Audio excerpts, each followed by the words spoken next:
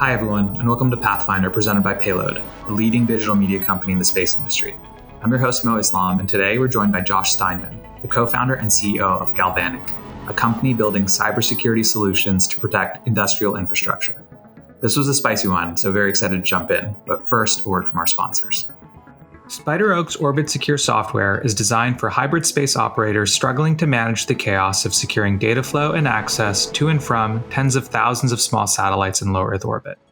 Using a unique combination of end-to-end zero-trust encryption and blockchain distributed ledger, Orbit Secure allows your mission to orchestrate and secure Earth-to-orbit, orbit-to-Earth transmission, communication, and storage of sensitive data across even the most complex and unsecure hybrid space environments. To learn how Orbit Secure can bring zero-trust security and resiliency to your zero-gravity environments, check out SpiderOak at www.spideroak.com. Josh, welcome to the show. Hey Mo, great to be here. Good. Well, I'm going to start off with a question related to Twitter. Sure. So we're gonna have a little fun. Not too much fun. Not to start. So every morning I notice that you tweet, "Good morning, we are going to win." Yeah. And I love it, but I got to ask you, why do you tweet that? Is that motivation for yourself? Is that motivation for others? Is there some kind of backstory behind it? Or maybe it's as simple as I just like to say that in the morning. Yeah, it's a great question. And I get it a lot. And I guess this will probably be the first time I've really answered it. It has to do with some old training that I got from some people around persuasion and self-talk and how you condition the mind to prepare for success. And so, the mind is an incredibly powerful tool, and it can notice things. But beyond noticing things, it's also a tool for ignoring. Like the brain and maturity is as much about learning to ignore as it is about learning to pay attention. And in fact, I would say that the brain is a tool for ignoring, which means that the brain is key to tune out 99.99% of things that are happening. And so the important thing that you can teach your brain is what to pay attention to. And so when you condition your mind to think about things, it's like back in the day, I took some mountain biking lessons, and the mountain biking instructor said, the bike goes where you look. And so the point is, if you're not saying to yourself every morning that success is possible, that victory is possible, you'll be at the mercy of whatever is happening. And so you have to constantly be reminding yourself that these things are within your grasp, they're within your control. Good morning. We're going to win. Is that a culture? Is that a culture that's pervasive across Galvanic? I think so. Good. Well, let's talk about that. So you just had a stellar announcement on your seed funding, which was amazing. $10 million from a number of very, very good investors and just well-established investors. So that's amazing. So congrats on that. But tell us a little bit, what is Galvanic? What does the company do? And actually the question I'm most excited to hear the answer to, which is, where did the name come from? More good questions. There's gonna be a lot of good questions. Just get used to it. Good. So Galvanic provides what we would call digital overwatch for industrial facilities. We take a look at everything that's happening inside the four walls of a manufacturing facility or a logistics facility or a critical infrastructure facility. We take a look at everything: network, traffic, endpoint behavior, even the applications that are being used to control all of the things that exist within those four walls. And then we look for anomalous behavior. We're analyzing in real time everything that's happening on that facility floor. This is important because, like it or not, cyber warfare is coming to every connected device in the world. It doesn't matter if it's a thermostat or your laptop or a KUKA arm that's being used to assemble a satellite bus or something like that. We don't like it. It shouldn't happen that way. If I could have directed the development of technologies, I would have moved them in a different direction, but I don't have that kind of control. And so instead, what we have to do is build tools that enable us to understand what's happening on these very sensitive facilities, infrastructures in real time, so that we can catch when bad stuff's about to happen. Most attacks take days, some take weeks, others take months. And so the ability to see what's happening right as it's happening is really critical for being able to prevent downtime, threats to life and limb, sabotage, or any other errors that may slow down production or damage the end product, hurt the people at the factory, et cetera. Well, you said something that is actually really interesting that I want to come back to, which is like, if it were up to you, you would have designed things differently. And I think that's a lot to unpack. But before we jump into that, I do want to talk a little bit about your background, right? So you you did 2 tours in Iraq. You were part of the National Security Council. You also spent some time in Silicon Valley. Let's talk a little bit about your background and how you got to Galvanick and sort of the experiences. You've had some pretty unique experiences that have specifically warranted or has been a forcing function for you, at least, to warrant to try to solve this problem. Yeah, I'd say the common thread is that I've always tried to get as close as possible to where my actions give me direct feedback on the nature of reality. So that for me was going into the military. I did some very operational things, had a great time. It was a lot of fun. And near the tail end of my operational tours, I guess I had developed a reputation within the service for being someone who just sort of straight shooter and creative. I'd done some interesting things when I was forward and had garnered the attention of interesting people. So I went to go work on a task force that was working directly for the senior officer in the Navy. We call that person the Chief of Naval Operations. And his tasking to us, there were 10 of us, was go out and find the things that are going to win the next war or prevent us from losing the next war. So I was working in 2013 on augmented reality for warfighters, and we actually developed a minimum viable product that we put on the bridge of a ship to enable naval officers to really see what was going on around them outside the hull of the vessel. What ship is over there? Let me see it. It was great. It was really enjoyable. But in going back and forth in between Mountain View and Washington, D.C., where I was stationed, I came to the conclusion, after people had actually pulled me aside, that the Department of Defense and the tech industry had no good way of talking to each other, and they didn't really understand each other, and there was no good interface mechanism. I had a Google engineer pull me aside, not even engineer, manager, pull me aside and say, we get all these people coming out, and they sit in our conference room. We talk to them for an hour, and then they leave. I was like, okay, what's the issue? They're like, we never know what the ask is. Tired of sitting with Navy SEALs. I'm really excited that they do interesting things, but what do they want from us? We're about to stop taking these meetings. So it occurred to me, and I worked out of embassies in the past. This is a function that an embassy can help with. So I went back and wrote a white paper for the Joint Chiefs saying, hey, we need an embassy style function in Silicon Valley. That was late 2013, early 2014. Didn't really hear much, pitched it around to senior folks at the National Security Agency as well, made the rounds, agitated, and then put in my resignation for that and some other reasons. And then about a month before I was leaving, I heard back that the Secretary of Defense had authorized the creation of an experimental unit out in Mountain View. And is that the Defense Innovation Unit? Yeah.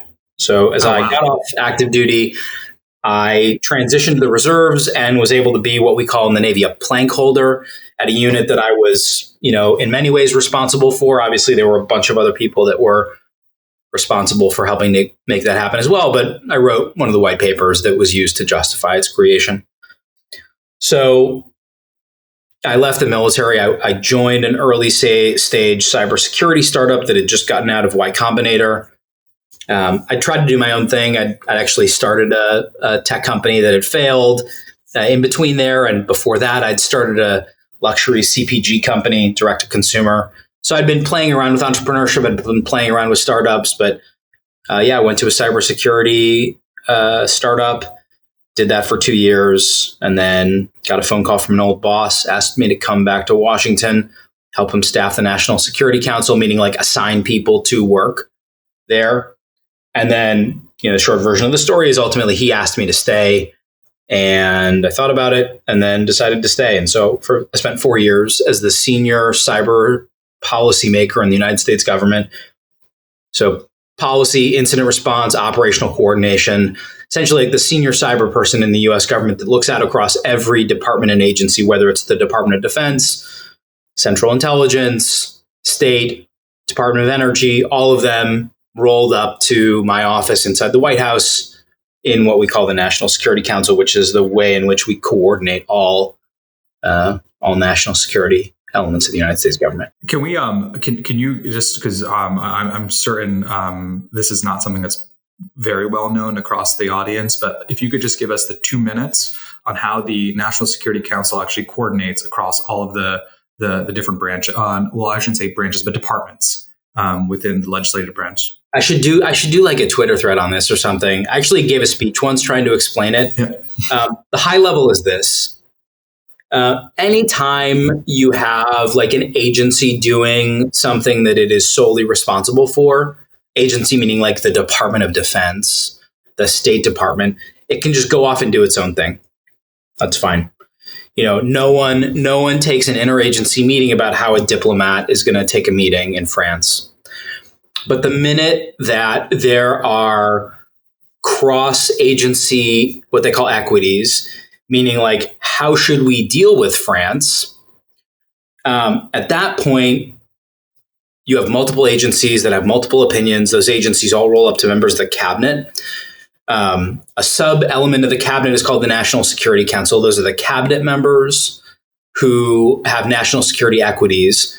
The Secretary of Defense, the Director of Central Intelligence, the Secretary of Energy, Secretary of the Treasury. There's a list. Every administration, actually one of the first documents they write is, hey, this is who's on the National Security Council. These are the cabinet members that are on the National Security Council. So whenever you have disagreements or a place where you have multiple agencies that are playing in a space, what ends up happening is the National Security Council ends up being the body that convenes the meetings where everyone comes to an agreement or disagreement over what are we going to do. And what that ultimately means is that the National Security Council staff ends up writing national strategy, meaning like actually authoring the strategy and coordinating it between all the departments and agencies, and then being the place where implementation of those strategies happens. And then further being the place where if there are emergencies that come up or other types of things, that the government agencies themselves come together to coordinate that activity of response, reactive or proactive. And so you can think of the National Security the National Security Council as like the brain and the nervous system of the national security apparatus. In most administrations, the senior most people there end up being appointed by the president. They're, in many cases, political appointees. Sometimes you get people from within the agencies that rise to the point where they are also running offices on the NSC. But that is the sort of short version of the story. I could go into more, but how did you manage to just land a role there? Because it's not easy to say the least. Yeah, thousands of people applied to work on the NSC. When I was like one of two people that was asked to literally do the resume review for every person that wanted to be a senior staffer on the National Security Council. By the way, the National Security Council is an office at the White House. So the National Security Advisor, who runs the National Security Council staff, his office is like around the corner from the president's. Not as close as the vice president, not as close to the chief of staff, but it's on the same floor. It's about a 30-second walk, maybe 45 seconds if there's some traffic. So the staff also work on the White House complex. That's where I worked. And so thousands of people applied. And I was just a person that General Flynn, who was President Trump's first national security advisor, I'd worked for him when I was on active duty, when I was in the military, and we'd stayed in touch. And Mike just asked me to do resume review and just filter. So I brought it down to, 100 or so resumes, flagging people that I thought would be good at executing the president's policies or desired policies, and then helping to coordinate those phone calls and in-person interviews. And then at the end, unbeknownst to me, General Flynn asked me to stay and own the cyber portfolio, which I had some experience with, but certainly I think for Washington insiders, no one ever expected that I would have been the person. I mean, first of all, no one knew that I wrote in that DIU white paper. No one knew my somewhat technical background or experience in cyber things because it had been sort of obfuscated. And so, yeah, it was a surprise. A lot of people were upset, but I did a pretty good job, I think. Well, it sounds like you deserve to be there. So all great stuff. So let's talk cyber for a second. So sure. I'm going to start off with a question that I think will help level set sort of what we're talking about here. And I'm going to use a term called asymmetric attack, and maybe talk a little bit about what is an asymmetric attack, and how cyber fits into that description. Yeah, asymmetry is an interesting concept, and it gets used a lot in conflict for many different reasons. There are, I'm sure, good dictionary definitions of it, but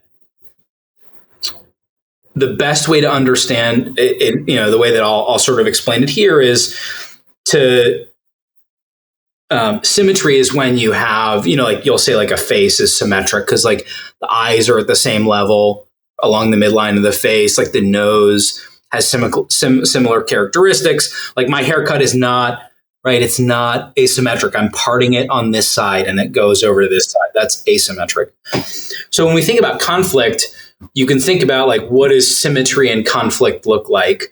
And ancient Mediterranean warfare is like symmetric conflict, the way that we think about it. It's hoplites lined up against each other, running to a midline, and then in physical contest. And the greatest, those of the greatest strength or guile or facility win. An asymmetric conflict is when two parties may or may not be in a declared engagement, a declared fight, but one party seeks advantage over the other. And again, there's a lot to unpack here, and I'm not probably going to do the best job at it, but essentially what you're going to try and do is find ways to gain advantage over the adversary that do not involve direct sort of frontal engagement, right? So, symmetric cyber conflict would be something like,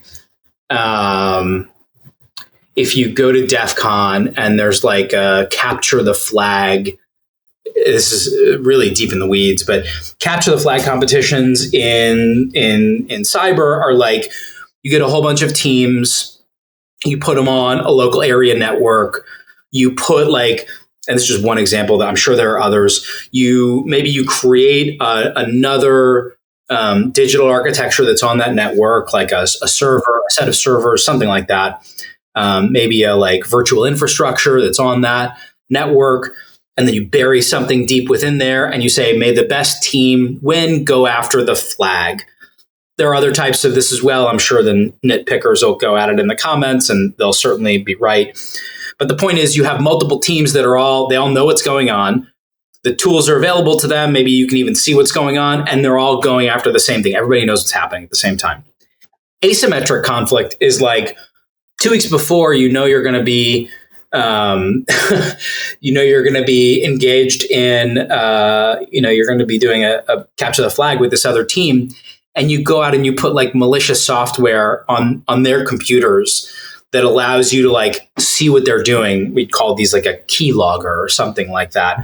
That's like a really dumbed down version of what you could do. Like you could give them a disease. You could do any number of things. And the point is there's asymmetry there because that person doesn't know, oh, something has been compromised on my digital system, or, my health has been compromised by, a virus or something like that. But those things are done in order that maybe in advance of conflict or during conflict or at the moment of conflict, the party that instigated that asymmetric act knows and has advantage, purchase, however you want to call it, over the adversary. And so, cyber offers an almost infinite surface area for asymmetric activity because just the nature of digital systems. Yeah, and sort of the way I think about it, and the way I sort of think about it is more like the impact or damage that a cyber based attack could have versus the resources utilized to pull off that attack. Obviously, is far less, right, than the actual impact itself. So let's actually talk about. So I pulled some stats just to kind of throw at you. Right. In military theory, what you're talking about is sort of cost exchange ratios. Meaning, what does it cost and what does it impact? And there's asymmetry there too, right? But it's, there's a lot. Go ahead, please. Yeah. So I have some there. It's a little stale, but not too stale. But basically, some things I came across in 2021. Ransomware attacks hit 649 critical infrastructure entities in the U.S. This is according to the FBI. This is some report I found online. Of those 649 critical infrastructure entities, 14 out of 16. It affected 14 out of 16 critical infrastructure sectors. Yeah. Right. So obviously huge, like pretty impactful. Another example, power grid, water infrastructure, air traffic control, obviously key vulnerabilities.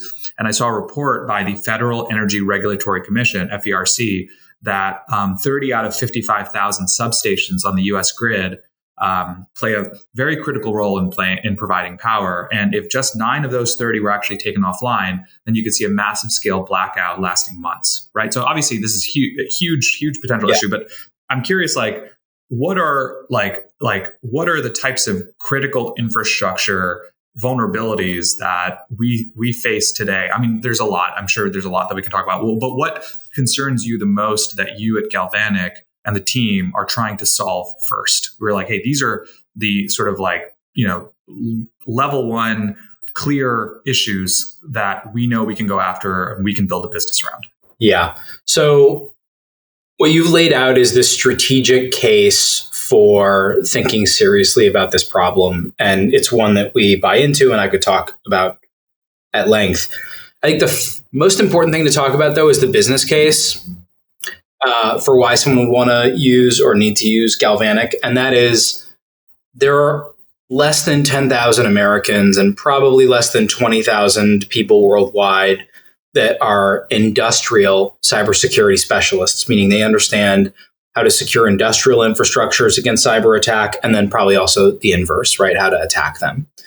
It's a very small population because you need to have 3 overlapping and highly remunerative skill sets. You got to understand the mechanical engineering stuff. You got to understand the sort of electrical engineering and digital side. And then you need to understand cybersecurity. So any one of those skill sets, and you're going to have a very nice living. 2 of them, and you're going to do very well. And, you get the third, and it's like something else is motivating you. It's a really interesting group of folks, many of whom are very close friends of mine. And so there aren't that many.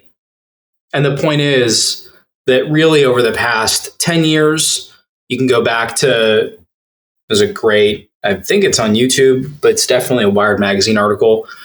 Look up Operation Aurora, run by a departed legend named Mike Asante, who out at Idaho National Lab demonstrated that code introduced to certain types of power infrastructure could be destructive, could actually blow up heavy equipment, the wrong code in the wrong place on a device. So that was many years ago, like 15 years ago, I think. I don't know. Read the article. And the point is that it's been a slow burn until about 2017. And I saw this because up close and personal, there was a massive global cyber attack, cyber incident, however you want to describe it, called NotPetya. And it was a malware artifact that spread around the world, locked down a whole bunch of computers, and did things including compromise the manufacturing networks of drug manufacturers, of chocolate factories. Yeah. And so this was 2017. And it just really illustrated to folks around the world that all of our connected industrial systems were just as vulnerable as, your aunt's, coffee shop was to malicious phishing attack to get her bank account information. And so you've got this huge arithmetic, maybe exponential arithmetic rise in these types of attacks and the impacts that they're being seen. You have the insurance industry saying we're not going to cover these damages, acts of war, et cetera. And then you have this crunch. There's only 10,000 Americans, 20,000 people worldwide that understand how to actually secure these systems. And the point is, without the ability to hire this type of talent, you need to build digital platforms in order to protect these types of infrastructures against these attacks, which will increase and are increasing. And that's the business case, is that instead of going out and trying to hire 2 to 5 to 10 very talented people at a cost of millions of dollars a year in order to look at all this traffic coming off the entire industrial infrastructure of your multinational corporation, we build software that does that automatically and can feed it up to one person or a very small group of people that you've already hired to do the same thing for your IT systems. So how does the tech work? What is it exactly looking for? So we call it, in IT cybersecurity, there are these things called XDR platforms. They say extended detection and response. And really that's what it is. It's like you go out, you find data sources, you pull them into a data lake, and then you analyze them and correlate them. And that's what we're doing, except we are focusing and we're an industrial native XDR platform. We're the first one ever. I'm sure there will be more. There are a bunch that exist on the IT side. The challenge is that like IT cybersecurity technology does not port over to the industrial side. And so we're industrial first. Why is that, Josh? I'm curious. Why is that? iPhones don't behave like, FANUC controllers. They just don't. The behavior is very different. Think about what your iPhone. How about this? Think about this. You have an iPhone. I have an iPhone. I'm sure you have an iPhone. I have an iPhone. It's the same piece of hardware. In fact, it performs probably the same actions for you as it does for me. It answers email, it sends messages, it takes phone calls. And yet, if you were to look at the traffic coming off of your iPhone and my iPhone, it would be completely different. Maybe you use a VPN, maybe I use a VPN. We probably don't use, if we do, we probably use different VPNs. We may not use the same email hosting providers. We may not use the same email clients. We may use different applications, different messaging systems and protocols. We have different personal use habits. And so comparing those two devices that are identical, physically identical, and yet digitally they look radically different. Well, think about a manufacturing facility that essentially is designed to behave in one way for years. And what it looks like when you're trying to find anomalies in those types of systems is very different than what it looks like when you're looking for anomalies on phones or on laptops. And so you just have to have a different methodology, a different perspective, and then even the way in which you get that information is very different. And I'll just leave it there. Yeah. So from your and look, you guys just started right a couple years ago, as when Galvanick. You founded Galvanick. Yeah. Yeah. So how are you thinking about scaling the business, right? What are the types of sectors, industries that you're currently focused on, and how do you grow that market, right? Because like you mentioned, just as every piece of hardware operates digitally very differently and has different use cases, that gets potentially exacerbated as you go across different industries and different sectors. So how do you sort of normalize all that data and provide a system or a piece of software that, for lack of a better word, works with everything? Yeah, thankfully, the industrial environments don't look as different as you would think, because there are major OEMs that provide the equipment for, most industrial environments. And then people are still using Windows and Linux to control those individual items that are on that factory floor. And so you'd think it'd be incredibly unique to go from one industrial facility to another, but in fact, it's more like Lego blocks if you assemble the blocks in different ways. And so our task is to integrate the blocks and figure out how each new customer has assembled their blocks, and then we can pull all that data out. In terms of, you asked industry, the early industries that we're working with are aerospace and defense, and then food and beverage manufacturing. We're also talking to folks in the petroleum sector, which is quite broad, but I'll just leave it at that. And critical infrastructure. It's a little further out. There are a bunch of regulations that we're thinking about in terms of how we make sure that we're helping them to meet those requirements that they have from the United States government. But that's the space. If you think about it, though, I think any industrial facility in the next 10 years is going to need something like this. You have hundreds of thousands of them across the United States and millions worldwide, whether that's power, water, sewer, again, manufacturing, logistics, what have you. If it's within four walls of a facility, like, you're going to need to watch over it. It's just the downside of this huge trend of digitization that we've undertaken for the past 20 years that, like I said, I don't think it's wise, but the efficiency gains have been so unbelievable that it is, it has an inertia that is not stoppable. Yeah. So we, as part of this episode, we actually, and Josh, as you know, we outsource some questions to the Twitterverse. So I've pulled on some of the good ones, and I'm going to reference a few of them throughout the conversation. One that I saw that I actually thought was pretty good was pushbacks that you're getting from potential customers, right? And the context that this user was particularly saying it is, look, you obviously offer a product that is somewhat novel, obviously, like, cybersecurity solutions, that's not a new thing, but you're providing it for industrial infrastructure.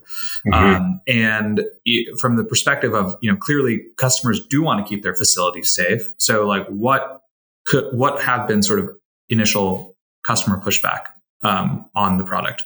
Yeah, we've been very lucky because the folks that we're dealing with are sort of true believers in having a risk profile that mitigates this risk as one of their top priorities.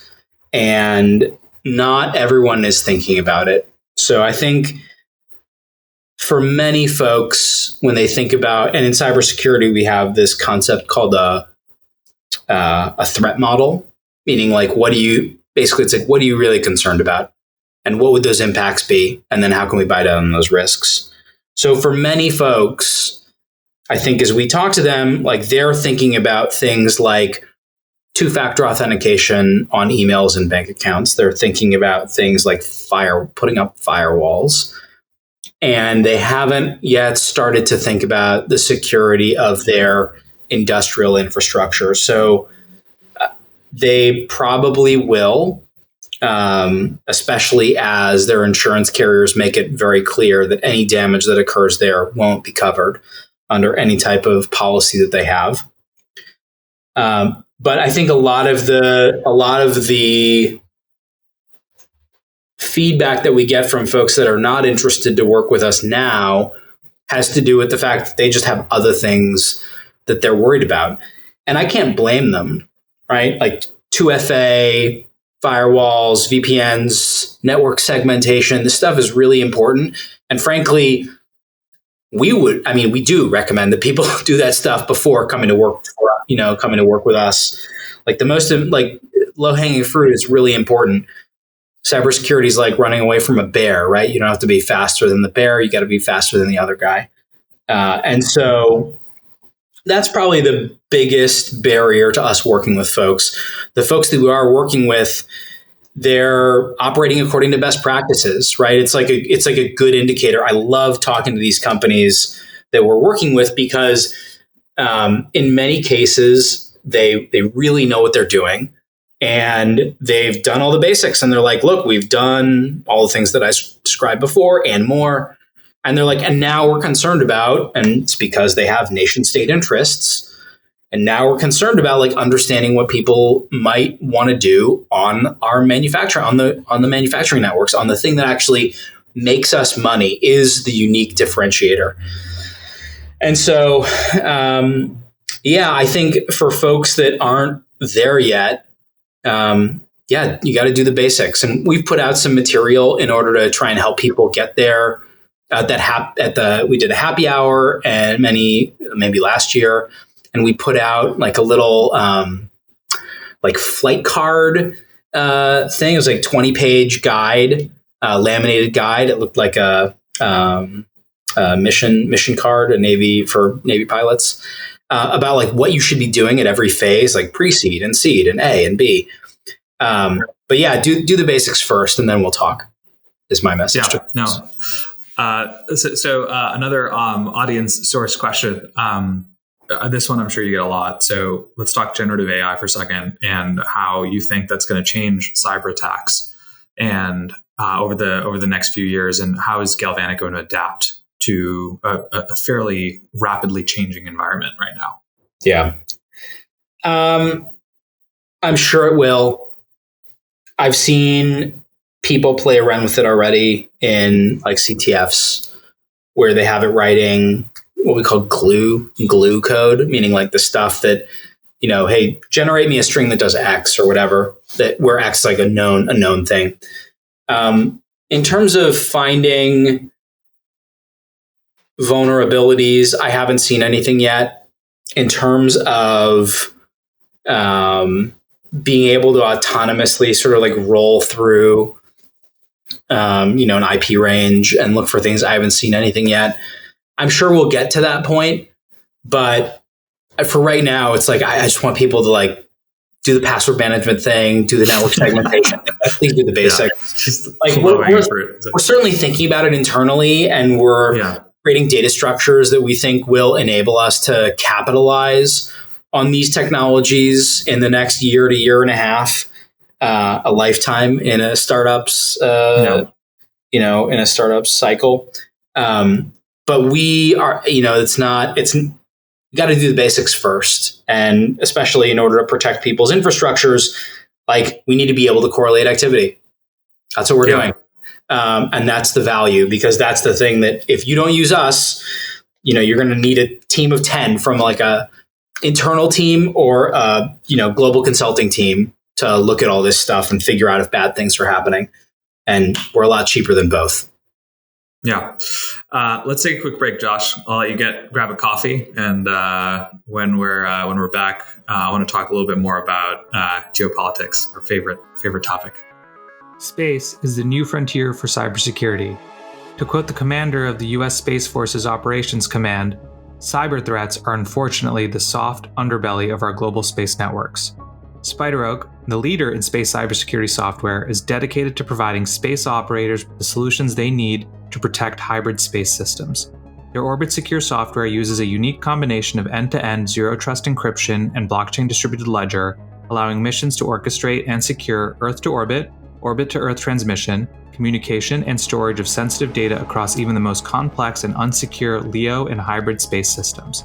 To learn how Orbit Secure can bring zero-trust security and resiliency to your zero-gravity environments, check out SpiderOak at www.spideroak.com. All right, Josh, welcome back. So with your background and all the things you've done across Silicon Valley and the Hill, I do want to ask maybe for you to give a little bit of advice, which is what, you're well on your way to becoming a very successful, and I'm going to knock on wood here, startup in this industrial cybersecurity space for sure. But what separates successful defense startups from the rest, right? What are some common mistakes that you've seen companies do in the very beginning, or the things that they don't really focus on? And I know there's a lot of different ways we can take this direction, but I think there's a particular answer that you'll give that I think is worth talking about. You know, to talk about data entry, Mo. So yeah, look, I don't have the type of experience that many of my multi-time founder peers do. Like, this is the first real venture-backed startup that I've started. I have done companies before, but nothing like this. And so for me, I love and enjoy taking that beginner's mindset. And I read, I listen to podcasts, stuff that people would say, oh, why are you doing that? Like, I love the Y Combinator podcasts. Mike Siebel and Dalton Caldwell are doing the Lord's work by putting out all this amazing content. I listen to it religiously. I reread the Mom Test, maybe once every other quarter. I read the Paul Graham essays that come out. And the point is that those people know how to focus people on the basics.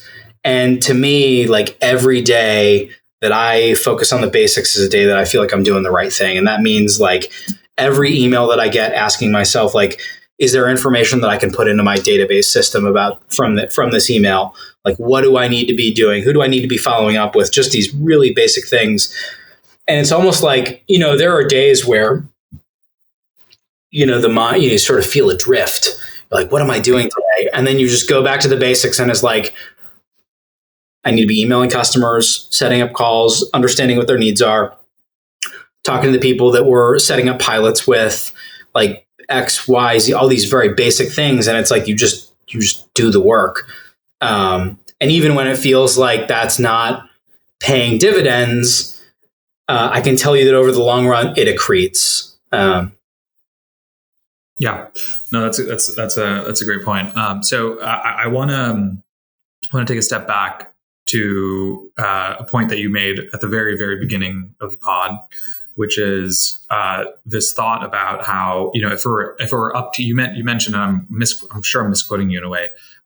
If it were up to you, the way we've digitized our entire infrastructure, really across the board, is not how you would have built our kind of ecosystem around technology.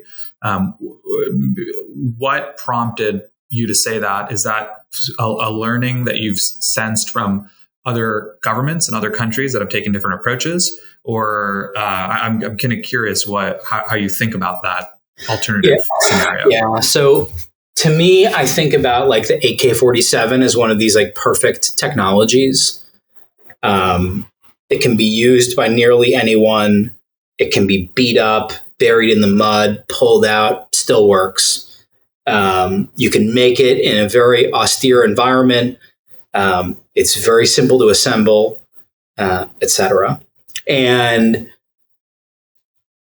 that type of design methodology to be able to work under the broadest range of circumstances possible in the most resilient fashion as possible, buildable by the most people possible, is to me a much more resilient way of structuring a technological ecosystem than what we're doing, which is much more high end. And so my concern is that we build systems that are not default human usable, right?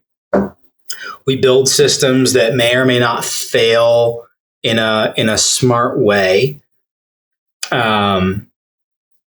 And we give entirely too much control to the ether, to the digital, the digital gods that may or may not be controlled by humans, may or may not be controlled by, machine intelligences. I don't want to say AI, but Um, I don't want to cast aspersions, but I bought a piece of smart home technology about 2 years ago, absolutely hyped out in our corner of the internet. Everybody knows the founder. That's why I'm like being very general. And, this was a piece of equipment that like you rely on, and stopped working one day when AWS went down. And then further, 2 months later, when the internet went down, it also stopped working. And the point is, that's no way to build a civilization. It doesn't reflect values that I share. And so if it were up to me, and there's this amazing Neil Stephenson book called 7 Eves that I keep pointing people to, bit of a slog. And what I'm about to reference only happens in the final third. But he talks about a notional sociological subdiscipline that he calls amistics. The book takes place in the future. And at this point in the future, you have these historio-sociographers that study why certain cultures developed or chose to pursue certain types of technologies and what it meant about their philosophies. Now they realize those philosophies into existence.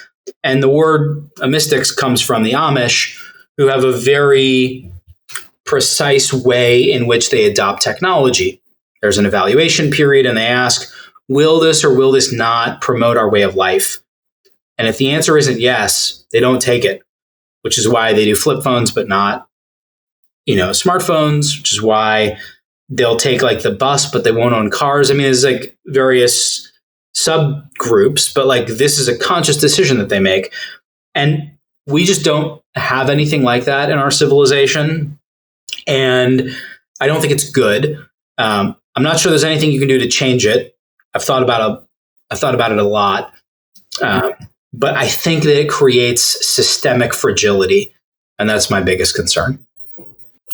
So along in that theme, I'm going to jump to an audience question, which is this particular question is top 3 threats to America right now. But we don't have to go through 3. I would just say, what are some of the big ones that are concerning you the most? Yeah. I'm concerned about government overreach into private citizens' lives. That can be some of the stuff that's happening right now with the, trust and safety industry. And you saw, I don't know if you saw this, but news article from a few days ago where Amazon shut down someone's smart home because a driver reported that he thought he heard a racial slur when delivering a package. And the family was locked out. The guy was locked out for some number of days. Turned out to not be true. And it just seems absurd. It's people's private property. It should be people's private property. Right. And you have an entire government apparatus that, I started to see when I was in this position and was skeptical of, but it was very, very nascent. And it has just exploded over the past 3 years that I think is sort of a backdoor to social credit style systems. And that leads me to the second concern that I have, which is obviously the Communist Party of China, which to me is a fascist, totalitarian, technology-enabled dictatorship. And they use any stream of technology that they can to enforce, Maoist philosophy. It is dehumanizing. It is dangerous. It's essentially trying to consolidate power into the hands of a very few people, and that is the power to destroy people's livelihoods and any number of other things. And I see the Communist Party spreading these technologies around the world, whether it's to Europe or Africa, this Belt and Road Initiative that the Communist Party has. And then, like I said, I see some of those tendencies cropping up here in the United States. And so digital totalitarianism is what I'd offer as the biggest concern that I have as sort of writ large. And again, we can talk about those in terms of two different buckets. And then the third thing is if we're doing, a game of threes, is just increasing connectivity of critical assets that can be infrastructure, manufacturing, whatever it is, to the internet. Because essentially we're wiring up our reality for people that may want to do bad things. And I just think it's bad juju. So along the lines of your point number 2, there was a study by the Australian Strategic Policy Institute that was funded by the Australian Department of Defense that concluded that China has a lead in about 37 out of 44 critical technologies, which include defense, space, robotics, energy, AI, amongst a number of other areas. And the way they came up with that conclusion was they basically analyzed research papers, the most highly cited research publications, something like 2.2 million in total. And they looked at the top 10% in each category and said who basically wrote this paper, right? So there's obviously a flawed methodology there that we can point to. Yeah. But and we don't need to necessarily talk about, okay, were they correct on all 37 of the 44 and what that means? But I'm more just curious, directionally speaking, does that align with your thought of where critical technology leads are? Or do you, disagree sort of with the conclusion of what that paper ultimately said, which is like, hey, we've lost our edge? Yeah, I think that the Communist Party's lead in many of these things is mostly like synthetic. It's those places and the pressures that they create don't generate novel ideas. They generate a lot of other things. There certainly is a threat. And, if it were up to me, we would stop issuing student visas, set caps on the number of non-US PhD students that we bring into universities that take federal funding. I think there's an incredible wellspring of very smart people right here in the United States that would love to, go to higher education institutions and learn and research and develop. But instead, what happens is we get foreign governments paying full freight and essentially buying those seats out from under our own citizenry. And so I think there are a few things that we can do to just sort of right the ship. And I think we should do them. And that's what I'd recommend. And then in the meantime, I just think the Chinese desperately don't want to be cut off from that same system because their environments, intellectual and otherwise, are just not the United States. Right. I'm going to take an audience question. So Ray Dalio has a very often cited book called The Changing World Order, in which he describes the future of the history of empires and what has caused empires to gain power and lose power. And one of his ultimate conclusions of that book is that we're witnessing a type of changing world order, very similar to what we saw in the past between Indian and British and Chinese empires of history.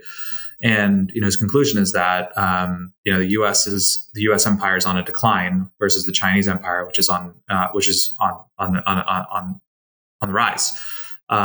And I know you'd mentioned you prematurely answered that question on Twitter and said, well, I have a blog post where I talk about this. So why don't we talk about that for a second?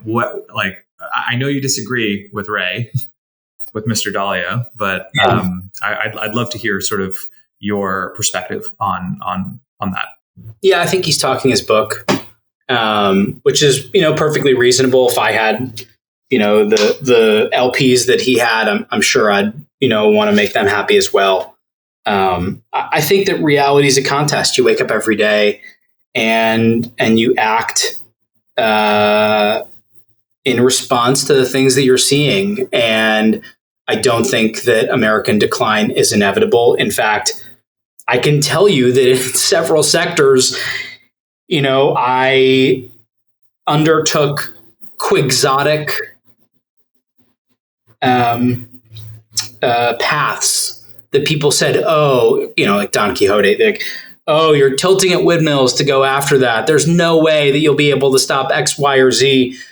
And it turned out to be a paper tiger. This, whether it was in telecom or any number of other digital areas where people told me, "Oh no, it's done, it's over," and I was like, "Well, let me see what I can do." And literally, what one person, me, like just went around and started like building some consensus, talking to people, and sure enough, like 2 years later, big things happen. And so I think